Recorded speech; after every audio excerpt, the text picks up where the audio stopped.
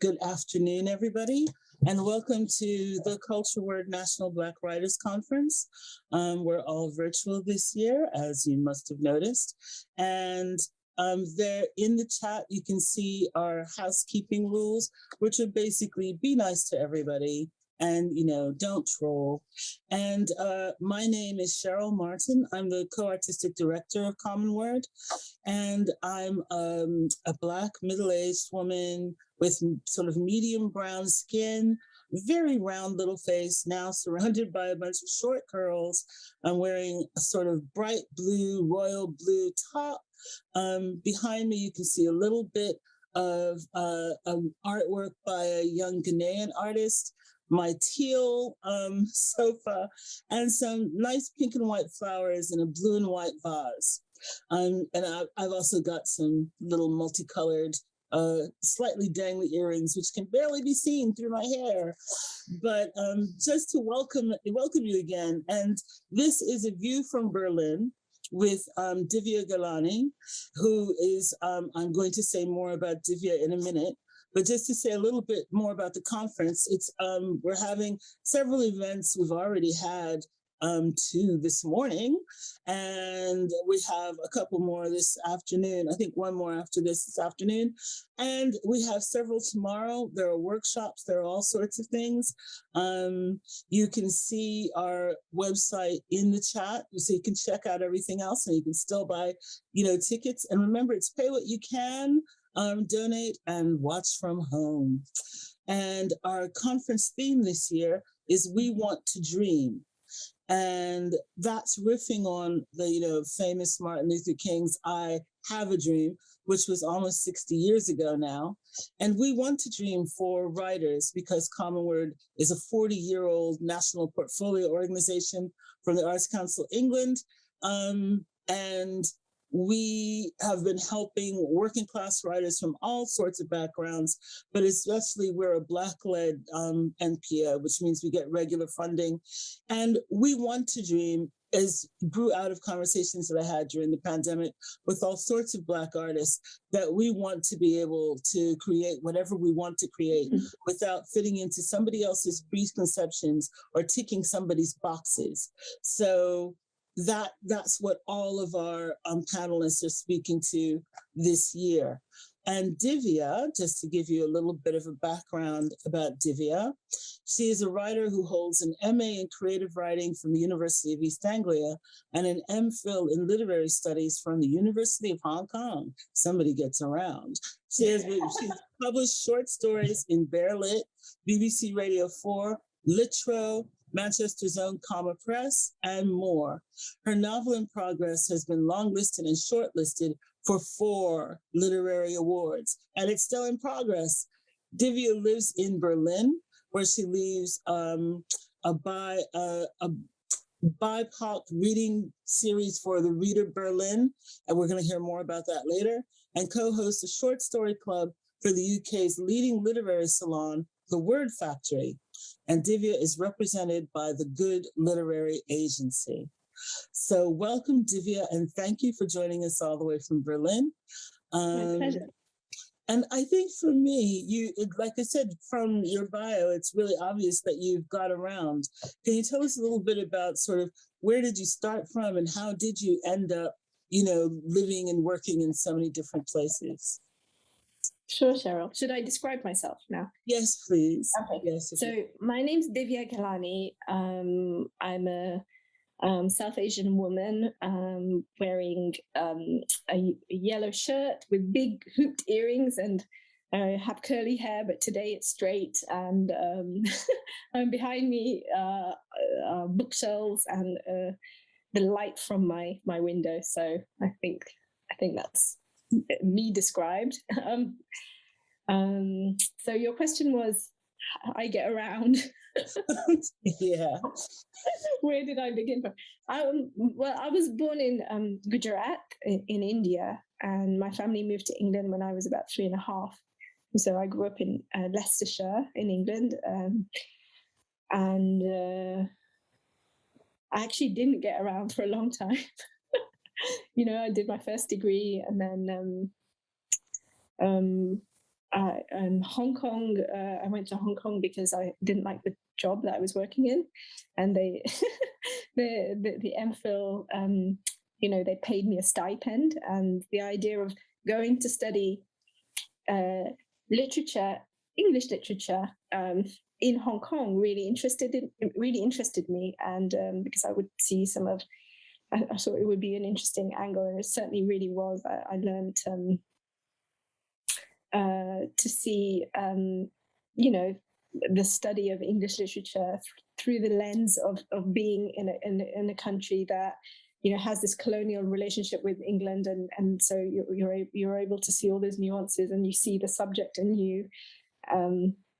So, and now I live in Berlin, which happened by mistake. So I guess I get around a bit. When you say you ended up in Berlin by mistake, what do you mean by that? So actually, my partner, after we came back from Hong Kong, because we went together, didn't want to live in England. He felt like he'd had a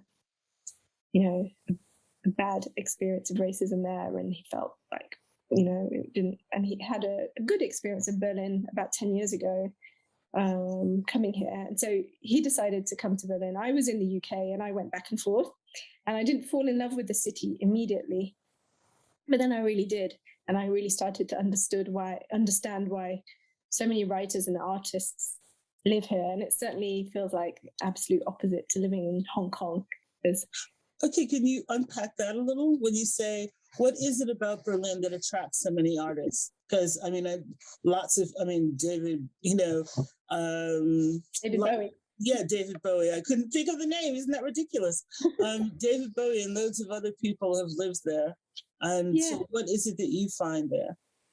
Well, stretching even much further back, the city has a history of welcoming intellectuals, dissidents, political exiles.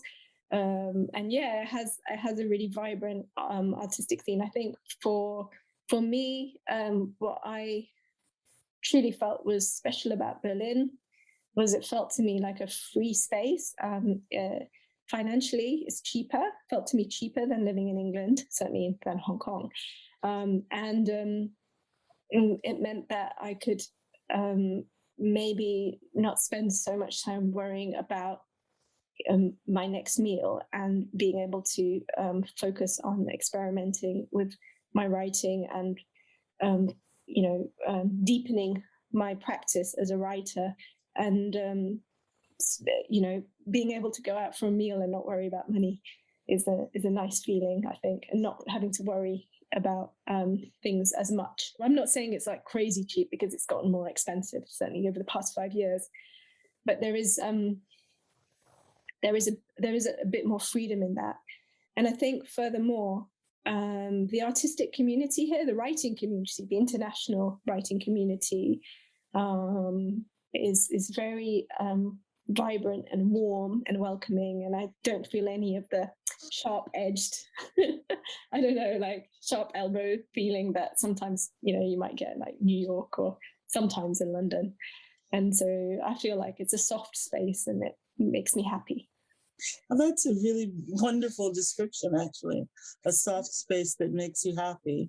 Yeah. I think that affordability for, like a writer starting off, that's why I stayed in Manchester, is because I could afford to live here. And like you said, I could afford to live here and only do writing or writing related things. I didn't have to do corporate gigs or anything like that.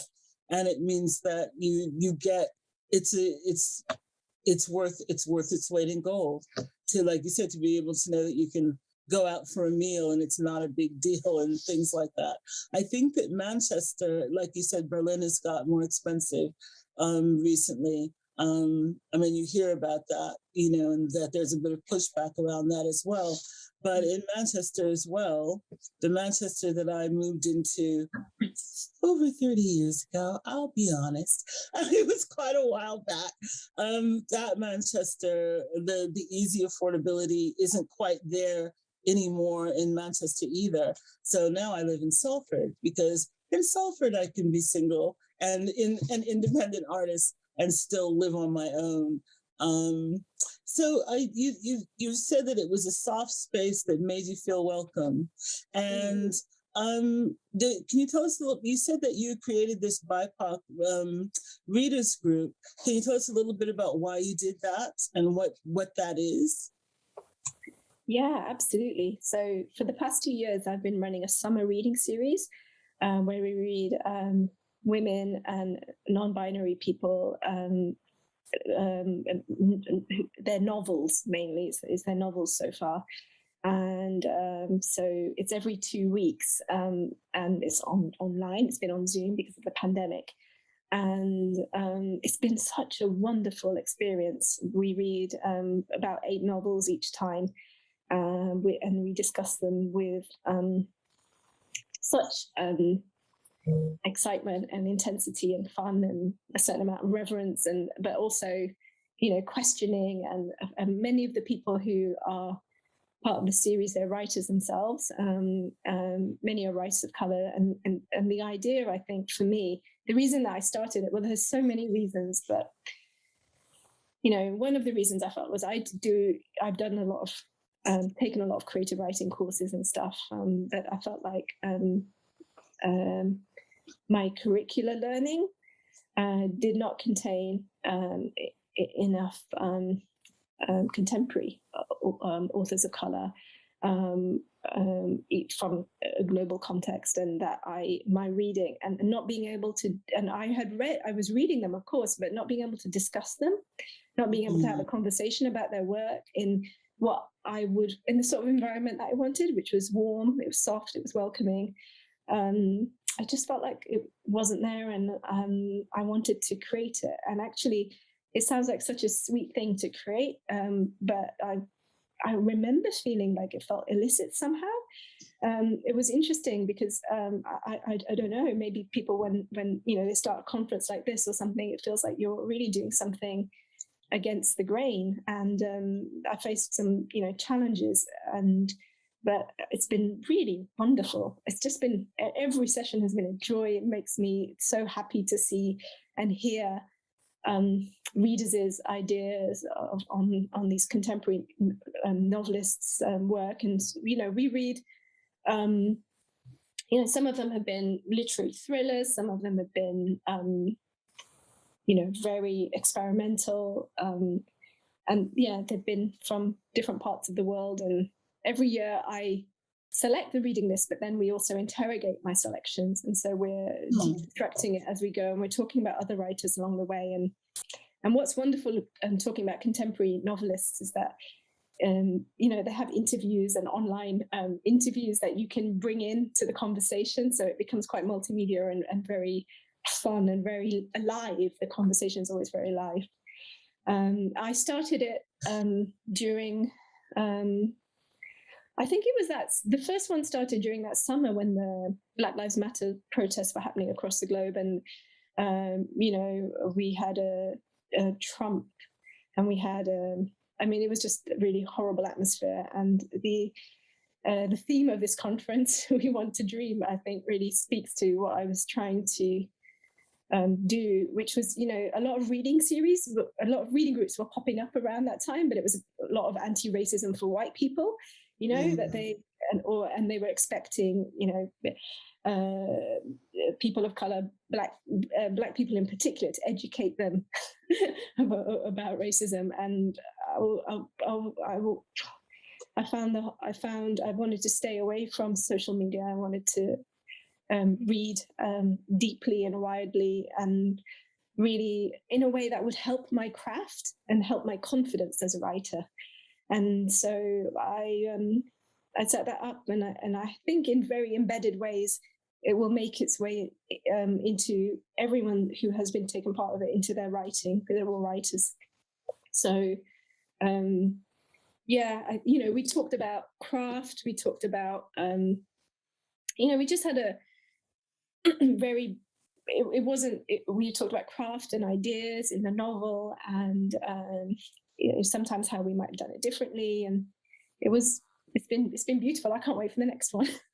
I love it. I think I'm the most enthusiastic member. We love it. It sounds like a wonderful and, like you said, very supportive sort of thing to be doing, and especially it's becoming a theme of the day. Besides, we want to dream is this lack of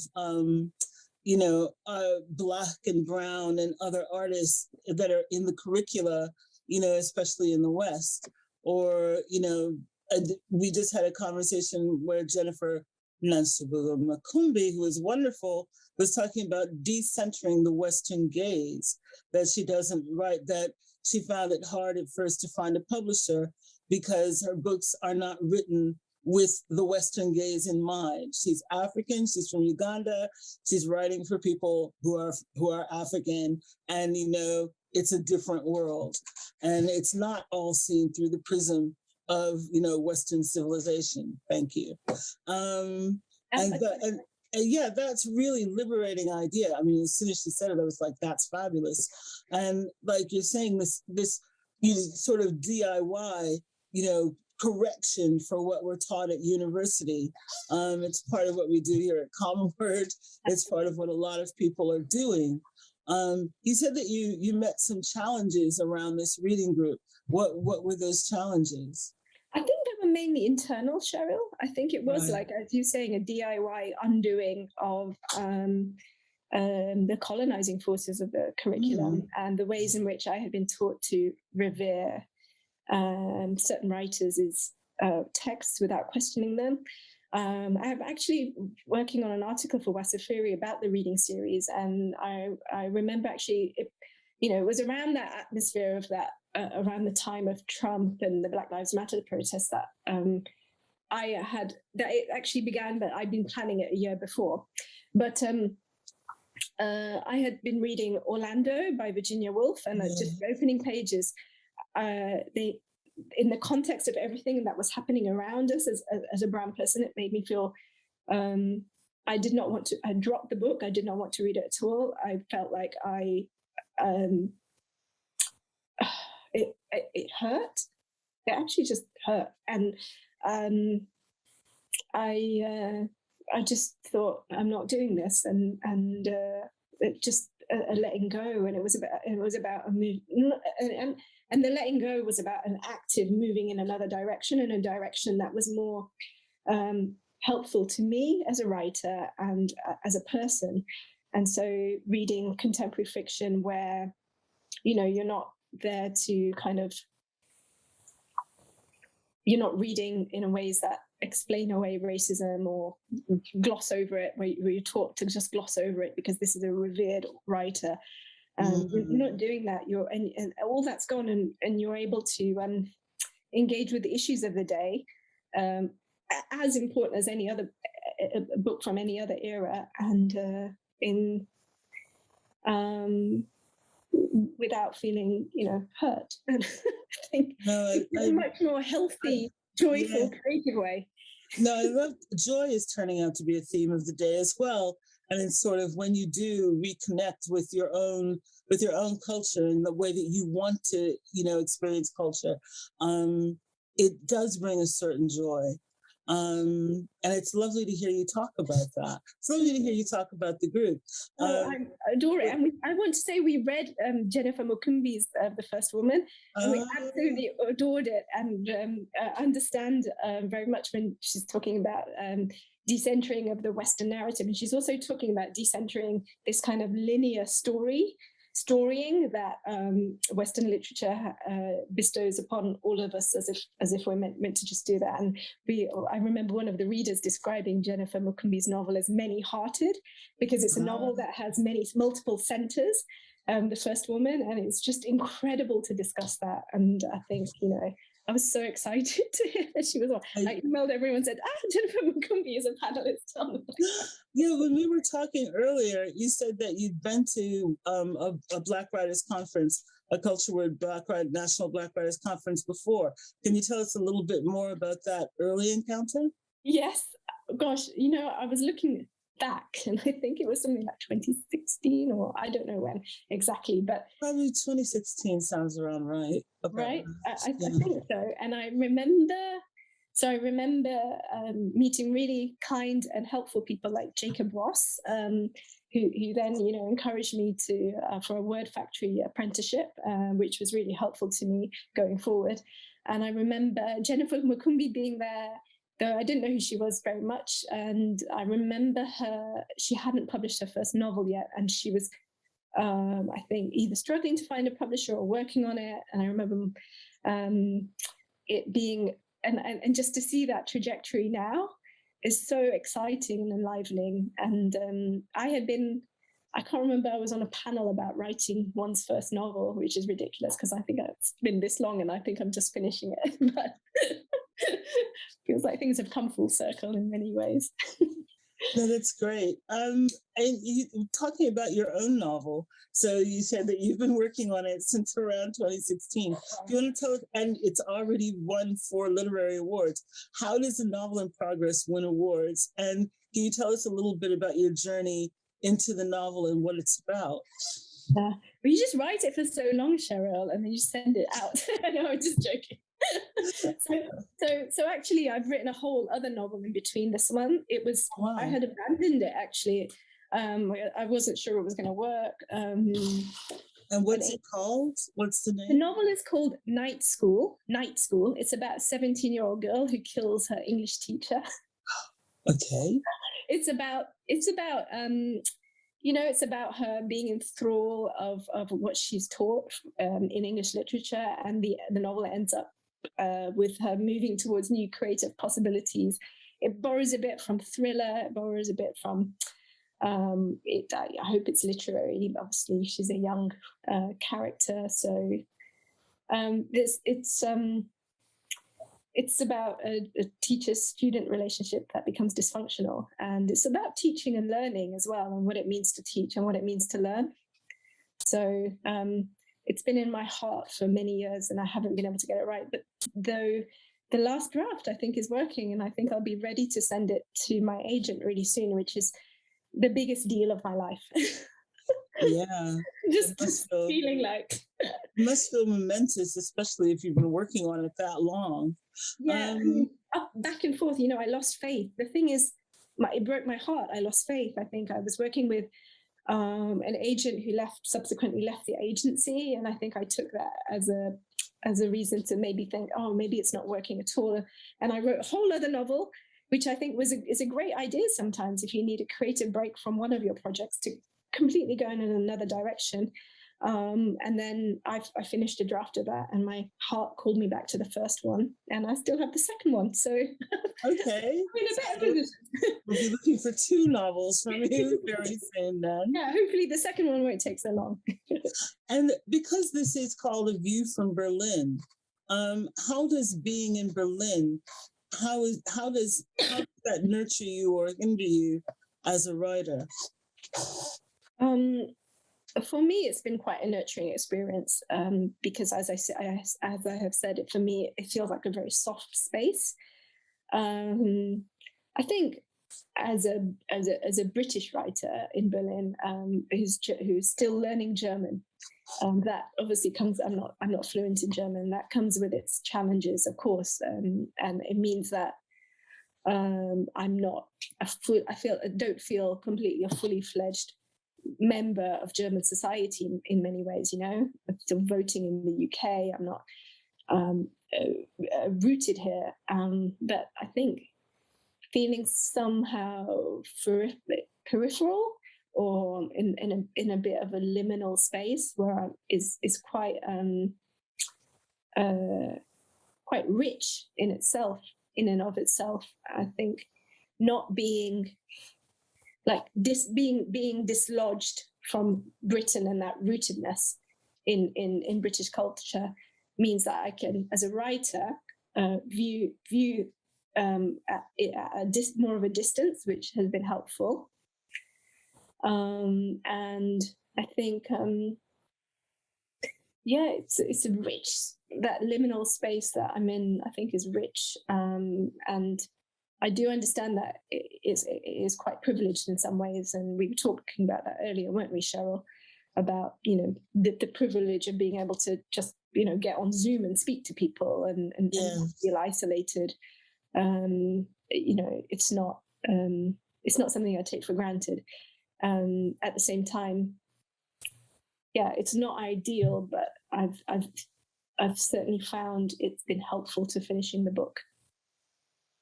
Okay, we've got at least one question coming in, so I'll just read that question now. Yeah. First, thank you for this wonderful talk.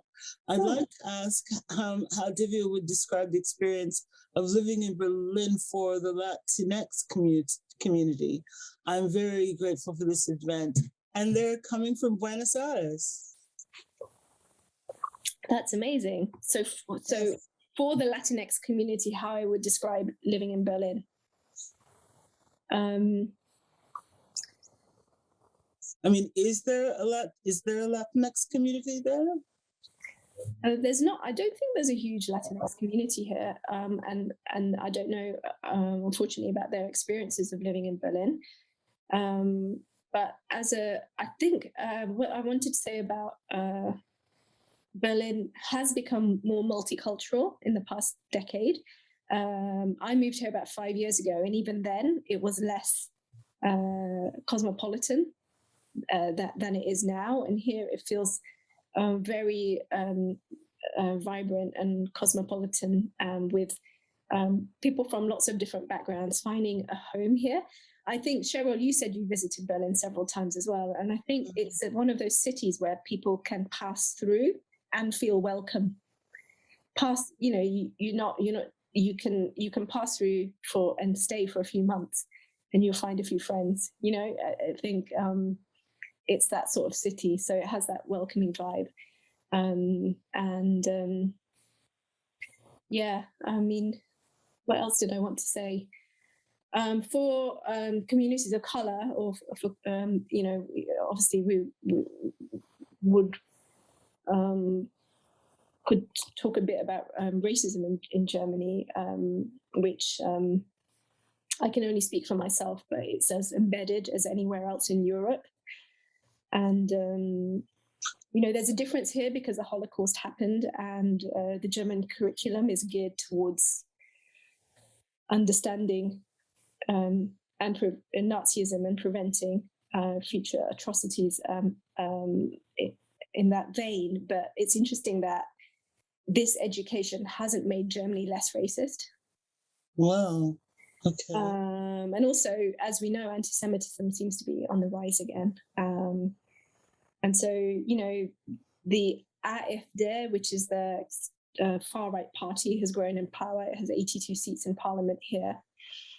And, after, around the time that Angela Merkel allowed lots of Syrian refugees into the country, which I thought was a beautiful gesture, but obviously has had repercussions. Political parties like Pegida have arisen, which are overtly anti-Muslim. And so, yeah, it comes with its challenges, like in any other country in Europe, I would say. I mean, it's interesting you're saying that all that education about past atrocities doesn't seem to have lessened the racism. But at the same time, you say that you find it a soft space and one that obviously gives you a lot of joy. When you say that it's sort of like the rest of Europe, exactly how does the racism manifest itself? I think in the same ways. I think there's subtle, covert racism. Sometimes it's overt. I think, if I were wearing a hijab, it would manifest itself very differently. I think that, if I had darker skin in certain areas, it would manifest itself differently. I mean, we have to be quite, it's as anywhere. But I feel like, what do I want to say? It's interesting being South Asian and moving to Germany, because being in Britain as a South Asian, there's that colonial relationship, and then coming to Germany. Obviously, Germany has its own history of imperialism, a very strong one, but it doesn't have the same relationship as Britain had with South Asia. So it's an interesting position. And so then I feel like it's quite a privileged position in a way that people can't read you in that respect. But that is a a kind of horrible privilege because other people are read in certain ways. So the Turkish community here, faces struggles that I feel an affinity with, having grown up in Britain. So, right. So it's different, isn't it? Being displaced from one context to another, and certainly, feeling like I do have a certain level of privilege, which also shields me in certain ways. Also, I haven't really left the house much. Okay.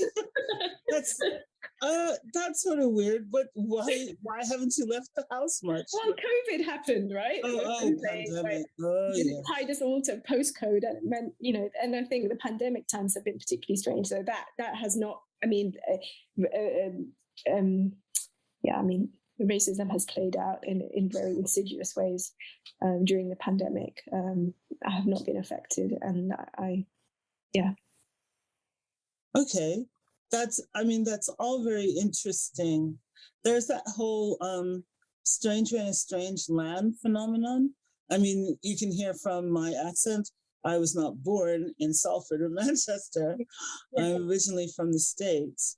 And I think that when I moved over here, I thought that it was easier to be a stranger in a strange land than a stepchild in your own. That's and a way of putting it. Yeah, that's pretty much it. But it doesn't mean that you don't recognize what's going on here. And, that, like you said, the way the Turkish people are treated is definitely a problem in Germany. And obviously, the UK has its own homegrown colonial past and racist problems. But it is different when you're from somewhere else and you're in these communities. But I've lived here twice as long as I lived there. So to go back to your writings, and sort of how, do you think that you said that being away from the sort of colonial past or colonial, gaze or whatever, that you find that helpful in Berlin? Is there anything else you find about living there that you think is actually helping your writing or finding its way into your writing? Well, it's interesting. For a long time, I really resisted writing about this city, but somehow it's made its way into the end of my novel, which I think is quite beautiful. I feel like I need to be in a place and I kind of feel it in my feet, and then it rises through my body and into my head. And that takes a few years in order to be able to really process it and write it. And I felt like Berlin was too fresh. And yet now I feel like I can. So that's really beautiful. Things that have helped my writing. I think we mentioned in our sort of pre-chat about organizations in Berlin that are, helpful to writers making their way. And there are quite a few. And I think the sense of community in them has been really helpful. So I thought I'd mention the Fiction Canteen here in Berlin, which it kind of hosts like a bi-monthly reading night where you go and read a segment of your work and people feedback, and that's open to writers of color and the LGBTQ community, and that's really wonderful. There used to be a really excellent reading series event called Literally Speaking, which was happening before the pandemic. It hasn't happened so much now, but that was really vibrant and full of international writers. Reading new work, and that was really beautiful. And it was run by someone called Tracy Kim here, who I feel like she gave a lot of billing and attention to a writer of color, writers from different backgrounds. The African Book Festival runs every year here, and it's really beautiful. And that's the organizers are Intercontinental Bookshop here, and I went in summer, and they did it. They managed to pull it off despite the pandemic beforehand, and it was really beautiful. I think it was my first outing into a social space for a long time. It had a big impact on me. So that the sense of community has been really helpful. I think the the quiet has been helpful. I don't have as many social events or interactions, so I've been able to focus on writing. I just finished a story for Comma Press, actually, for their superhero anthology. Right. Where I got to caricature Boris Johnson, which was fun. Sounds fab. So, right. So, I mean, that's a nice long list of different groups and organizations that help support you as a writer. One of the questions that's been coming up is, how did you find an agent? Yeah. I found an agent through sending off a draft of my novel to them. Firstly, I kept an eye out for I was on Twitter and I kept an eye out for writers who were doing interesting things, whose work I liked, and just wanted to see who their agents were. Or I knew a few because I'd done this MA, so I knew a few who were meant to be good agents. I found the whole process really nerve-wracking, because I thought I was giving the agent so much importance and myself not enough. It felt like, it's nice to have an agent, but mainly you and your work are important, and they're just there to help you. Is how I should have seen it. But initially I was really nervous, so I sent off the opening pages of my book. I wrote a nice letter that said about my experience as a writer and what the novel was about in brief, and I hope you enjoy it. And then I waited 6 weeks, and if I didn't hear, then I would submit to other people. And I would submit in batches, because sometimes, you submit in 3 or 4, because sometimes the feedback you get from that first round is invaluable, and you don't want to submit to other people. Maybe you've done something really wrong and you need to rework that.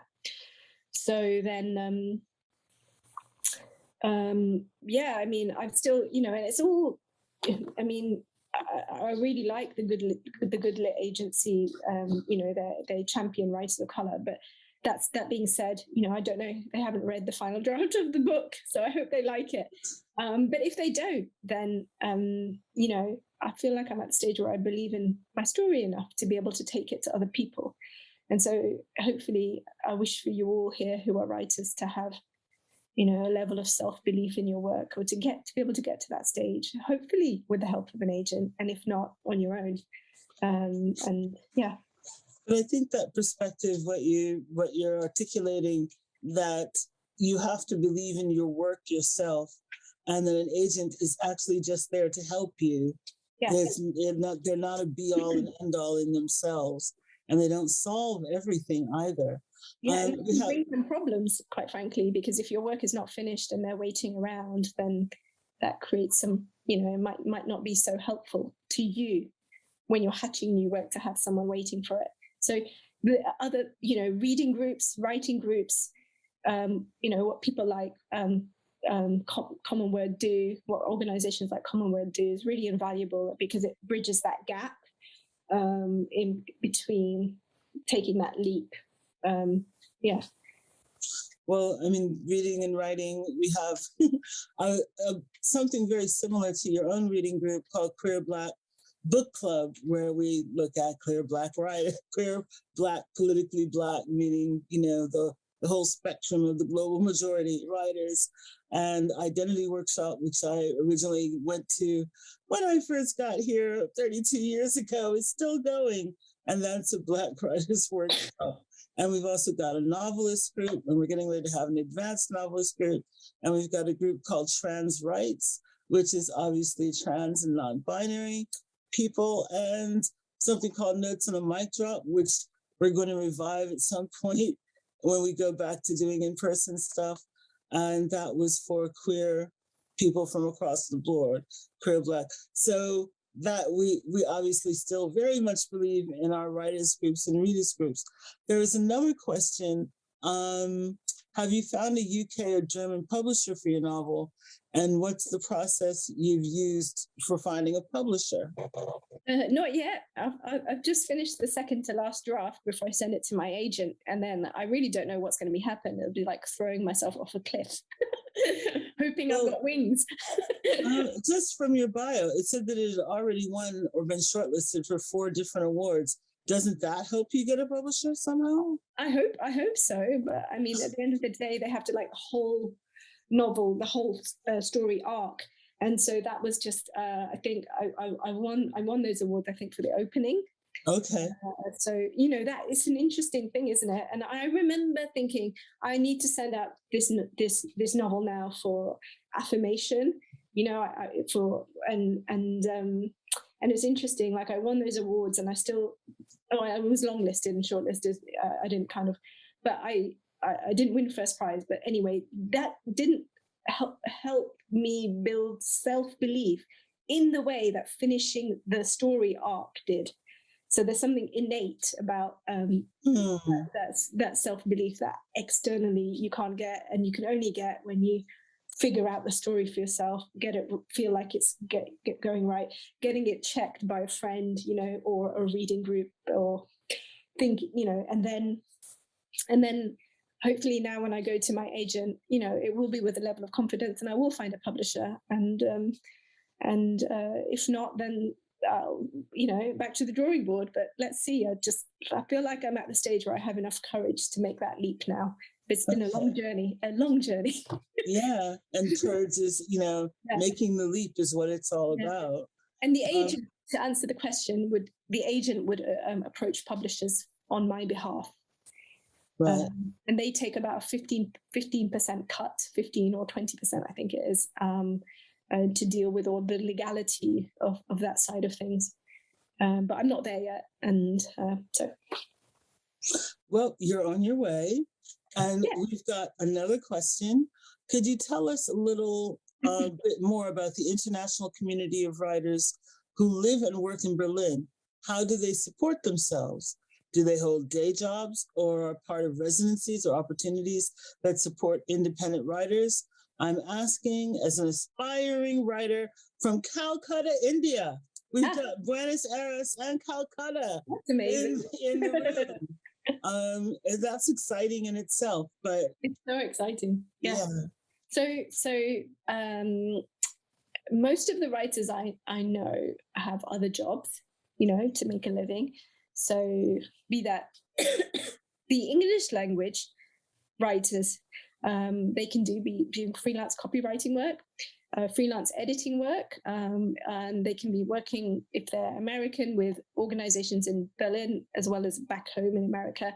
And if they're from the UK, for example, you know, I still work with organizations in the UK, and they supplement my income, which is really helpful, because sometimes it's hard. It's hard here if you're not completely fluent in German and English. You know, I can't get this translation gigs, for example.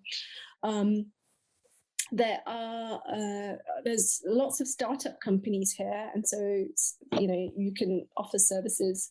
It's a bit corporate, but as a writer for them from time to time, but it helps pay the bills. You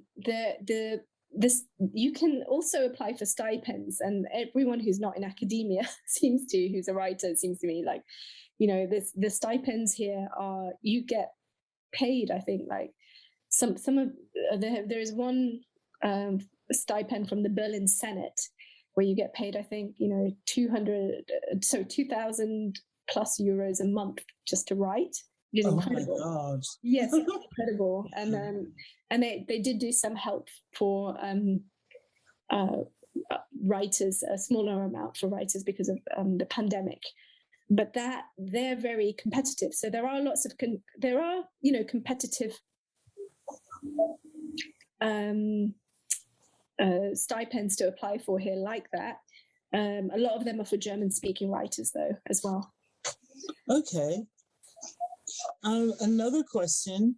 What inspired you to first start writing and study literature? You know, it's interesting.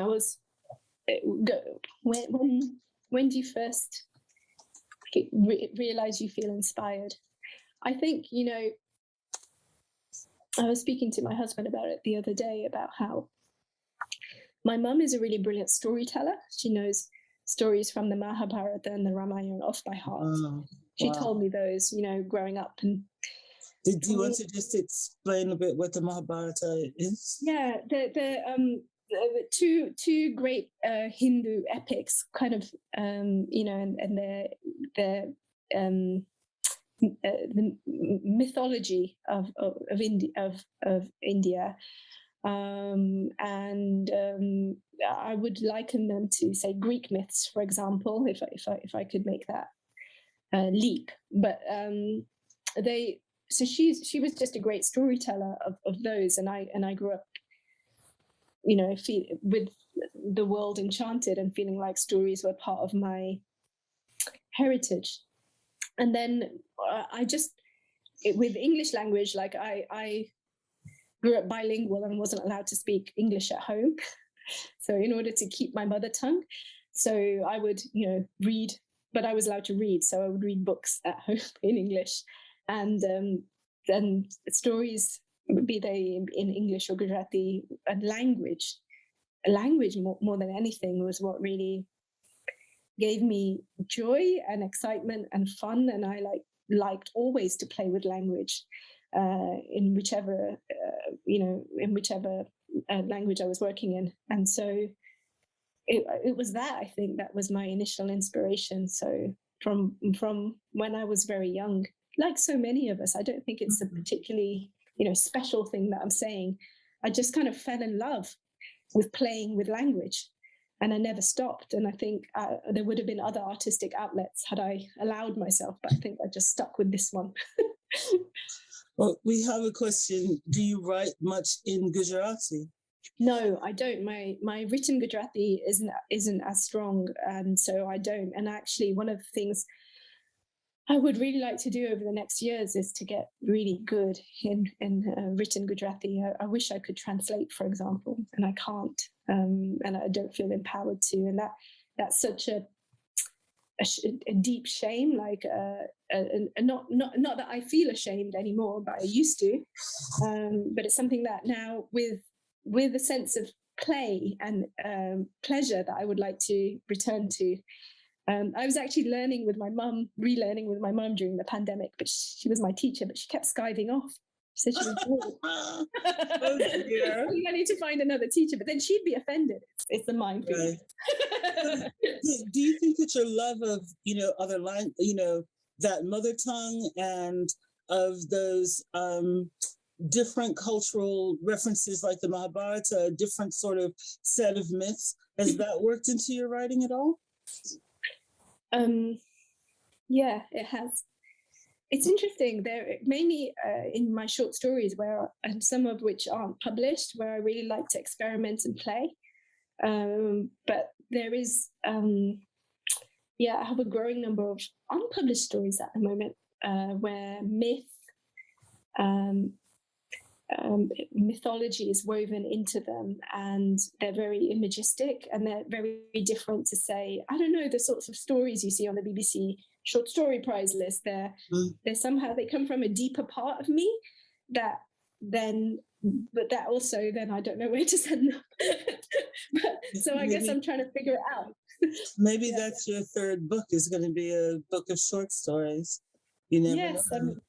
You never know. I would love that. I think I've had a few short story commissions that then take me off the path of the short stories that I myself would write, and so I never know how that would sit in a short story collection, because I feel like there needs to be how to put it, like a cohesion.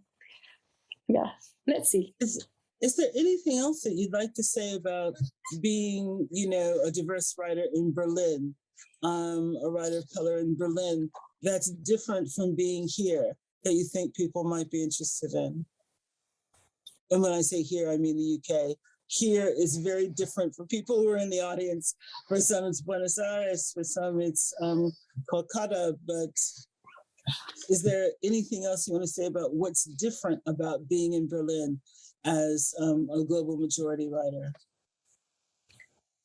Only that, as someone who's coming from another part of the world, it's quite a welcoming city, that you could find a rental here, for a few months, and then live as if you're a Berliner. And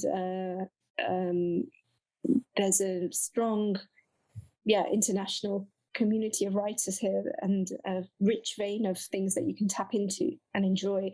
And I've just talked about writers, but there's so many different types of artists here in Berlin that you can move across disciplines and enjoy it. And the best time to come is spring and summer. I have to say, it's a whole other world. It's like everything's magical. It's like everyone's in the parks drinking beer, and you think, does anyone have a job here? Well, that sounds pretty ideal and beautiful. It's enchanted. Come in spring and summer, and you'd be so welcome. Yeah.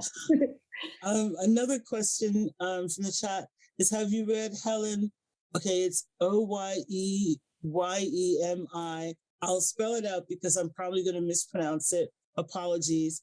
Helen Oyemi's collection, What Is Mine? A fabulous complex collection of short stories. But there's a suggestion for you and for our audience in general. You were talking about, how much joy you got out of your readers group. What's one of your favorite books that you read there? Well, there's a really excellent Berlin-based British writer, British Ghanaian, called Sharon Doduwa-Otu, who has written about the experience of living in Berlin as an expat, as a Black woman, and who now writes, who is fluent in German, who now writes in German, and so moves between English and German, and so I really we read her book, The Things I'm Thinking. The things I'm thinking while smiling politely. And that was published initially by a small press called Edition Assemblage, and we really enjoyed reading that book. What else did we read? We read The Perfect Nanny by Leila Slimani. We really loved reading Hanya Yanagihara.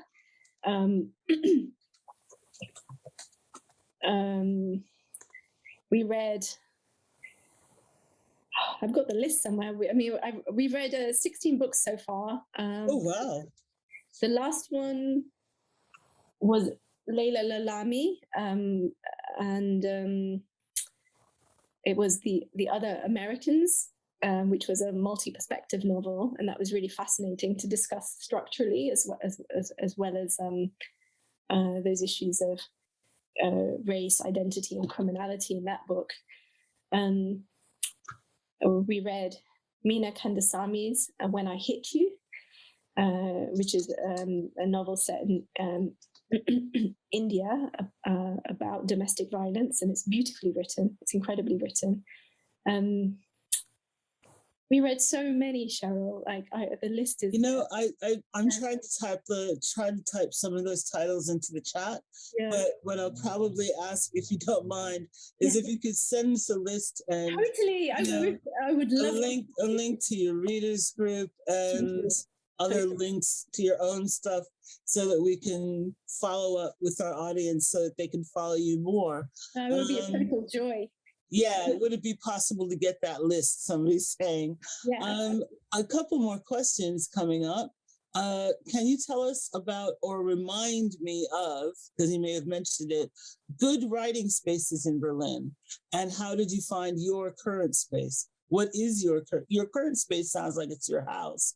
But actually, it has been my house, but recently a friend emailed me about a shared working space, and there are lots of co-working spaces in Berlin, but I went to one and it felt to me a bit corporate, and it's fine, but it's not a space in which I felt like I could fail in, mess up a story. It felt like lunchtime people would want to talk about the businesses they were starting, and I was like, I don't think I need to be there. So actually I found a space with some PhD students and someone who's actually working on the book themselves, and it's a women and non-binary working space. It's just an office, basically. It's just one room, and we share that, and we share the cost. We keep the costs low, and they're lovely. And again, it's one of those soft spaces. So there are places people can go to write, libraries here, for example, or you can organize something like I've done, where you all chip in together and you make it work. And so, yeah. No, that sounds, I mean, it's all sounding fabulous. It's like, oh, I want to go to Berlin for 6 months and hang out and actually finish my novel. And following on from that, another question, is Berlin the new Paris where writers of color hang out? Yeah, I know what you mean. I don't know, because costs are rising in Berlin, and so that is one of the issues. Though it is, I don't know if it's the new Paris, but it is a vibrant, cosmopolitan place, and there are a lot of international writers here, or writers who pass through, like I was saying, for a few months here and there. I think it's less expensive than Paris. Yes. But I think Paris was that Paris when it was cheaper, and so I think that's the thing about costs, isn't it? And I wonder what the next places will be, but it's not so expensive still. So yeah, I don't know if it's the new Paris. I can't say. I'm sorry. Well, yeah, it's hard to say. Paris isn't the new Paris, I think. Like I said, it's places come up where it's cheap to live. Yeah. Loads of artists go live there. It gets trendy, and then the prices go up, and the artists have to move somewhere else. Yeah. So it sounds like parts of Berlin, at least, that's happened, but there are probably still parts where it's affordable. Yeah. Another question in the chat. Thank you so much for sharing your experience with us. This has been such a gift. Can you say a little about your writing practice? If that is not too personal, bold, presumptuous a question. So I guess a bit more about your process, and how you go about the craft. I'm 40 now, and I've organized my life so that I think, some of the biggest achievements in your life are really not what other people see. And feel like one of my big achievements is being able to organize my writing day so that I can write in the mornings, which is where I write best. And then in the afternoon, I can pick up my freelance writing work or other paid gigs. So that's usually how I write. So my practice is writing in the mornings. So I've been working on, in Berlin, I've worked on 2 novels. I've written one messy draft of a second book, and I'm finishing this first novel. And then I have, affairs with short stories in between. So I kind of just have these short stories are exciting bits on the side that sometimes take me off on tangents that are really wonderful and important. And the way I write them is a bit messier, I would say. But I'm deepening my writing practice. I really feel like I'm becoming more of a confident writer in ways that don't need as much outside affirmation as they used to. And maybe that comes with age, I don't know, or if it just comes with practice and being able to be in a soft space in which to experiment. But getting to the end of this last draft feels like, the most epic prize win that I gave myself. And it's a very personal thing. So just to struggle through something and not sure if aspects of it were working, but to trust and not feel perfectionism would overtake me again and I would tear it all down, but to feel like, look, I can do this quietly, start to believe in myself and fix the story in parts. I think that has all been about, it's been a great leap in my writing practice. And I feel like, this next draft, which is not really a draft, it's just kind of minor edits throughout, will be the last one before I send it to the agent, who's been so patient and kind. They're a good agency, the Good Literary Agency, for writers of color, for LGBTQ writers, for working class writers, and I would recommend them as someone to submit to. And I think, I've had a positive experience so far. So I've put I've put that in the chat. The Good Literary Agency, good for LGBTQIA plus, good for global majority writers, and by global majority, I basically mean if you put everybody that's not white together in the globe, then we are the majority. Yes. Another comment. Thanks for sharing your experience. I made a similar move to Brussels. It sounds very comparable to your experience as a British Asian woman writer in Berlin in many ways. And that was from Leela Rashid, who has to head off. But amazing. Thank you. I'm glad it Good luck resonated. for the future. I think Brussels is interesting, whether Brussels and Berlin are, I've been to Brussels, but only for a weekend. So I would not try to, but I haven't been to Berlin for very long. It's just, I've never stayed there for longer than 5 days at a time. But it's interesting which places in Europe are more welcoming for us, basically. And it sounds like Berlin is, despite the fact that it's still European and it still has race problems, it's not nowhere as paradise, but it is interesting to compare places in terms of how welcome you feel and how free you feel. I find it interesting that you've just talked about joy a lot so far in your descriptions of what you're doing. I'm just going to ask the audience if you've got any more questions. Now is a good time to put them in because we're going to be wrapping up shortly. And I don't know, Divya, if there's anything else that you think you want to say about being sort of away from Leicestershire, and anything. I've asked you loads of questions. Well, I've been able to write about Leicestershire by being away from it. I got a different perspective on it, and actually, the first novel is still set in Leicestershire. It's it's a freaky little teacher murder story set in Leicester City, and I started writing that when I was in Hong Kong, actually, and it was because I was missing home. So there was something about being away from the city of my home that allowed me to write about it. And maybe I'll get like that more and more about Berlin if I move on, or I don't know. But I think, that's something about it changes your perspective and it makes you miss things you took for granted. Okay, well, thank you. I mean, there is one more question. Any top tips on editing for structure in short stories? Now there goes a real question for you. Actually, I've just run a creative writing workshop where I talk about, sense checking my stories. And I did this writing MA. I've read a lot on about structure and narrative. But when I'm writing, I'm in the flow and I'm kind of not bothered with all of that. But when I go back to sense check my story, then a little tip that helps me is Pixar writing rules. It's a little cheat. That I'm telling you. Pixar has like 24 writing rules. And I think it was Pixar 4 and 9 that really helped me. Pixar 4 is about almost like fireside storytelling.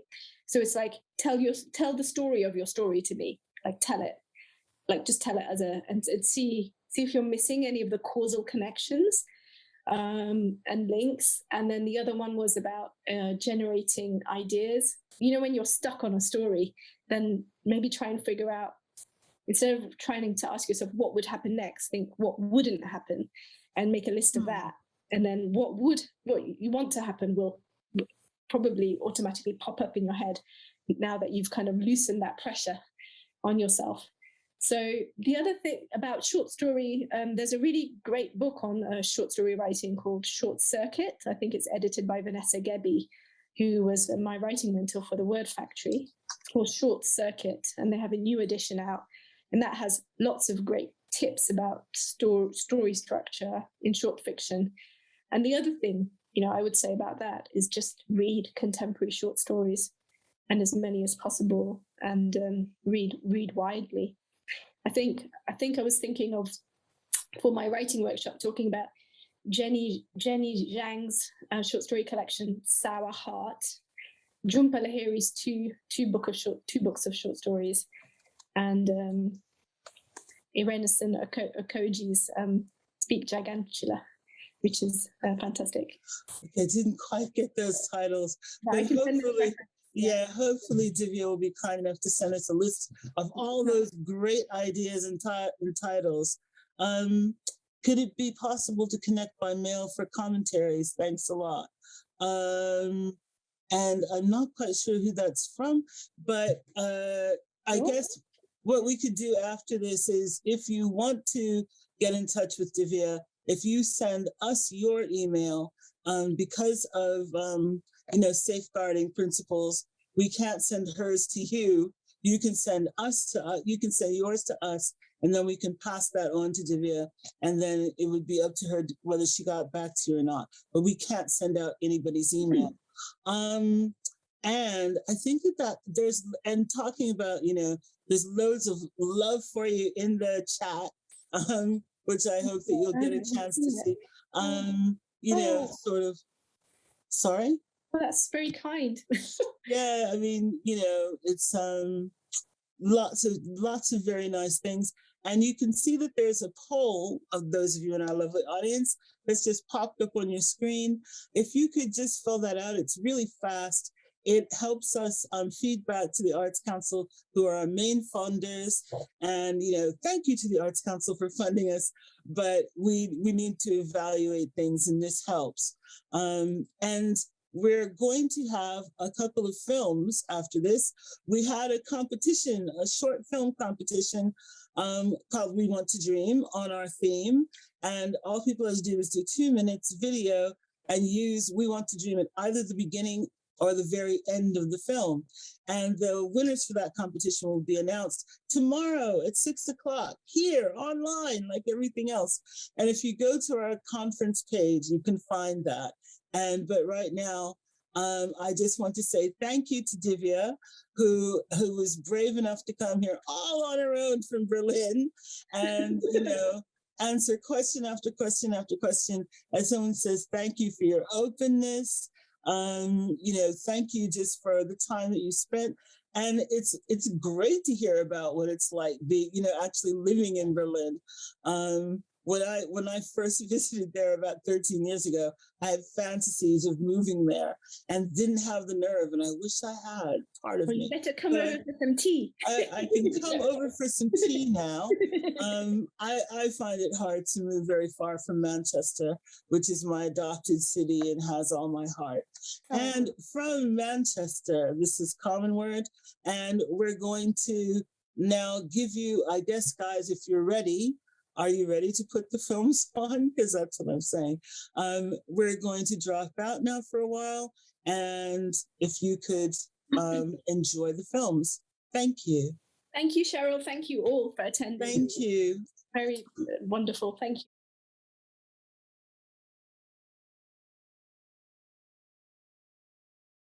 When we close our eyes, may we not be afraid of darkness, the black that they try to shut out even with eyes closed. May we embrace stillness for a moment, soak it in sheets of rest and wring it out with hands that know the palms they were birthed into, the world which welcomed them, trees which stood the test of time to wave blessings over its loved ones. Mother Earth knows best. May our spirits be lifted, ambitions nurtured, fed with encouragement, purpose always fulfilled, poured into roots of wisdom and planted in rooms that were always meant for our presence, a presence that could never be questioned. We do not want a confused mark next to our names, let alone hashtags. A cloudiness under glass ceilings meant to be broken. We want to dream. When did you stop being clay? Who took fire to your vulnerability, burnt the belief out of you, who made you afraid? So much so that you promised yourself you'd never be hurt that way again. Who stripped all of your softness away, hardened your edges, dried out your spirit, made you so rigid that you'd rather break than change? You, an ever-evolving work of art, and Michelangelo in the making, a Degas still to be determined, so full of possibilities. When did you stop believing that you could be shaped and changed and at any moment start again? Never perfect, always progressing, never expert but always learning, never quite complete but in every moment a masterpiece. What you now see as rose tinted, you used to see as gold. So tell me, at what point did you become old? Not old as in age, but old as in stale, old as in old you would laugh and she would dance. She could build whole palaces just out of sand. She would see starships where they lay only clouds because she was clay. A handful of possibilities waiting to be, a million masterpieces ready to be free clay.